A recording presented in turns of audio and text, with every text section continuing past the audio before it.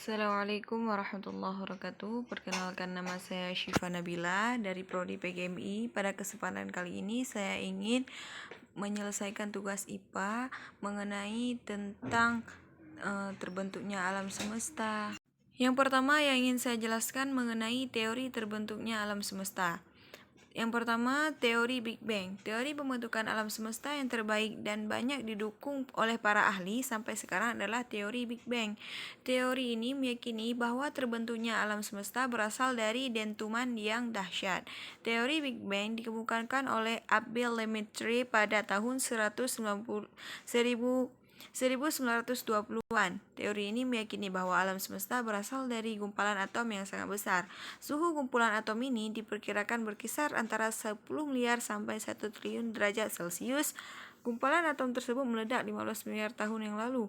Sisa-sisa ledakan inilah yang menyebar dan menjadi awan hidrogen. Awan ini membentuk bintang-bintang yang kemudian membuat bintang berpusat membentuk galaksi. Teori kedua yaitu teori keadaan tetap. Teori keadaan tetap dirumuskan oleh Haji Bondi T. Gould dan F. Hoyle pada tahun 1948. Menurut mereka, alam semesta ini tidak dimiliki awal dan tidak memiliki akhir. Tidak ada galaksi yang diawali dari ledakan bola kosmik dan yang semisalnya.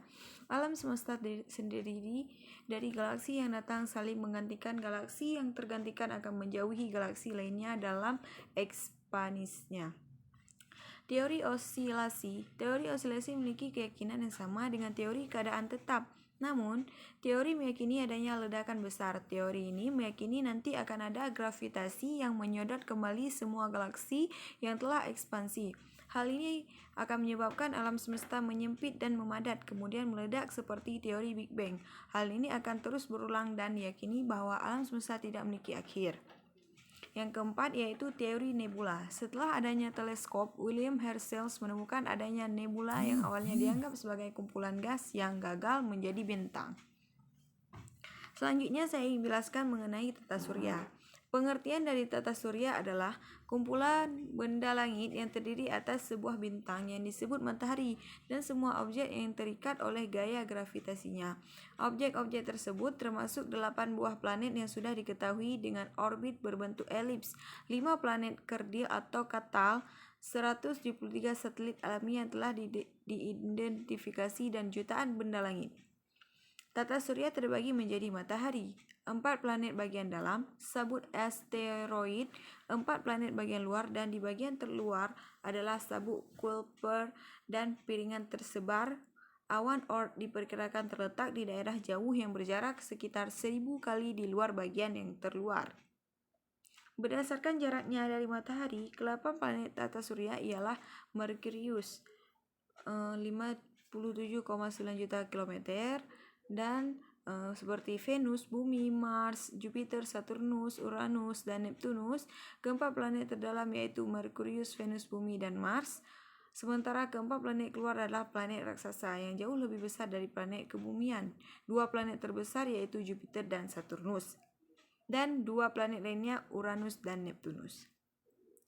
Saya ingin menjelaskan tentang bumi. Bumi adalah tempat tinggal bagi jutaan makhluk hidup, termasuk manusia. Sumber daya mineral bumi dan produk-produk biosfer lainnya bersumbang terhadap penyediaan sumber daya untuk mendukung populasi manusia global. Wilayah bumi yang dihuni manusia dikelompokkan menjadi 200 negara berdaulat yang saling berinteraksi satu sama lain melalui diplomasi, pelancongan, perdagangan, dan aksi militer. Bumi yang kita tinggali memiliki 2 gerakan. Yang pertama yaitu revolusi bumi dan rotasi bumi. Adapun pengertian daripada revolusi bumi adalah gerakan bumi mengitari matahari yang berlangsung selama periode 1 tahun penuh sampai kembali ke titik awalnya. Sedangkan pengertian daripada rotasi bumi adalah gerakan bumi berputar pada porosnya dari arah barat ke timur dan memerlukan periode waktu selama kurang lebih 24 jam. Akibat atau efek dari revolusi bumi yang pertama yaitu pada matahari sendiri juga tentu memiliki efek terjadinya perubahan musim serta perbedaan durasi siang dan malam di berbagai wilayah permukaannya. Adanya gerak semu tahunan matahari dan terjadinya perubahan kenampakan rasi bintang di wilayah langit, terjadinya gerhana matahari dan gerhana bulan. Akibat daripada rotasi bumi terjadinya siang dan malam di area berbeda di permukaan bumi, terjadinya peredaran semu harian benda-benda di langit, terjadinya pembelokan arus laut dan arus angin, adanya pembagian zona waktu di dunia 24 zona waktu berbeda, adanya perbedaan percepatan gravitasi bumi. Selanjutnya pengertian daripada atmosfer dan lapisannya. Atmosfer berasal dari kata atmos yang berarti uap atau udara, sedangkan sapphira yang berarti lapisan. Dari asal kata tersebut, atmosfer bisa diartikan sebagai selubung gas atau lapisan udara yang menyelubungi bumi. Pembentukan lapisan udara tersebut banyak dipengaruhi oleh gaya gravitasi bumi secara umum. Gaya yang membentuk lapisan atmosfer didominasi oleh zat-zat hidrogen, helium, metana, dan amonia.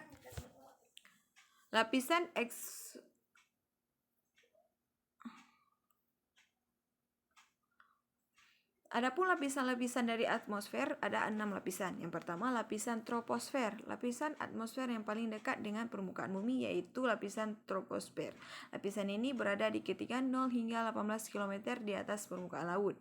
Yang kedua lapisan stratosfer. Lapisan stratosfer adalah lapisan kedua dari atmosfer bumi. Lapisan ini berada pada ketinggian 18 km hingga 60 km dpl. Yang ketiga, lapisan mesosfer. Lapisan mesosfer merupakan lapisan atmosfer yang berada di ketinggian 60 km sampai 80 km dpl. 4. Lapisan termosfer. Lapisan termosfer berada di ketinggian 80 km sampai 100 km dpl. Yang kelima, lapisan ionosfer. Lapisan ini berfungsi sebagai penyebar gelombang radio dan gelombang komunikasi lainnya. Lapisan ionosfer berada pada ketinggian 80 km sampai 1500 km dpl. Lapisan terakhir yaitu lapisan eksosfer, merupakan lapisan atmosfer terakhir yang jaraknya paling jauh dari bumi. Lapisan ini berada di ketinggian 800 km sampai 1500 km dpl. Lapisan eksosfer memiliki ciri sebagai berikut. Tempat terjadinya gerakan atom-atom secara tidak beraturan, merupakan lapisan yang sangat panas, sering disebut sebagai ruang antar planet dan geostasioner karena merupakan batas terlalu atmosfer. Batas luar atmosfer yang membentang dan menyatu dengan angkasa luar. Memiliki kandungan gas-gas atmosfer yang sangat rendah, memiliki gaya gravitasi yang sangat kecil karena berada di bagian paling luar dan bumi.